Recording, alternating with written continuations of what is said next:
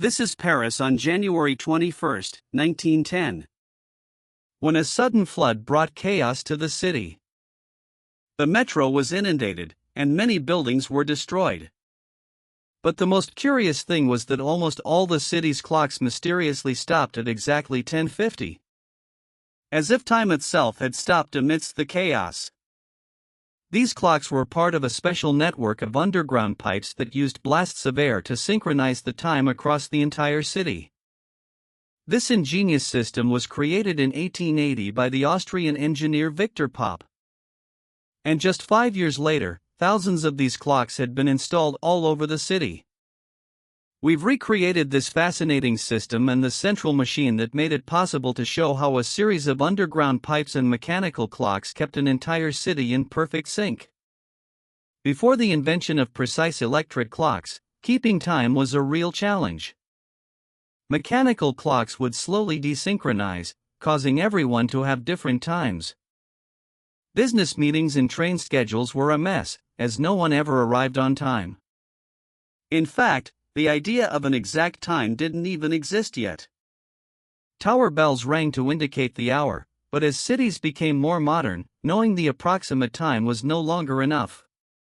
A way was needed to ensure everyone was on the same time, with minute precision. The idea was to have a master clock in the center of Paris that would send a pulse every minute to synchronize all the clocks in the city. Sending these signals electrically was too expensive, so Popp decided that sending blasts of air would be cheaper and more reliable. The clocks wouldn't need electrical power, the air blasts would simply advance all the clocks in the system at the same time. This idea had already been tried in Vienna a few years earlier, proving that having everyone in sync was the way of the future. That's why the Paris government granted Popp a 50-year contract to supply the city's official time. The pneumatic clock company was established in the center of Paris and began work on the master clock. This was an extremely precise clock that could run 24 hours a day without desynchronizing. Before seeing how this incredible machine worked, we need to understand the general principles of mechanical clocks. To run without electricity, a spring or a weight was typically used as a power source. Lifting the weight stored potential energy, and releasing it, gravity would make it fall, turning the gear wheels.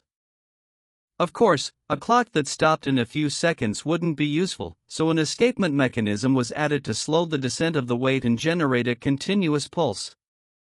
As the gear turned, the escapement would oscillate back and forth, controlling the release of energy. By changing the length of the pendulum, the clock could be adjusted to run faster or slower. Adding a series of gears with a high ratio could slow the system down even more, allowing the weight to power the clock for a full week without needing to be reset. In the Paris master clock, the mechanism was divided into two parts. On the left was a standard pendulum clock that controlled the hour, minute, and second hands. On the right was a clock that functioned as a timer, controlling when to release the compressed air blasts to the network of clocks. But what kept the master clock on time? In the Paris Observatory, there was another high-precision clock, calibrated daily through observations of stars and planets.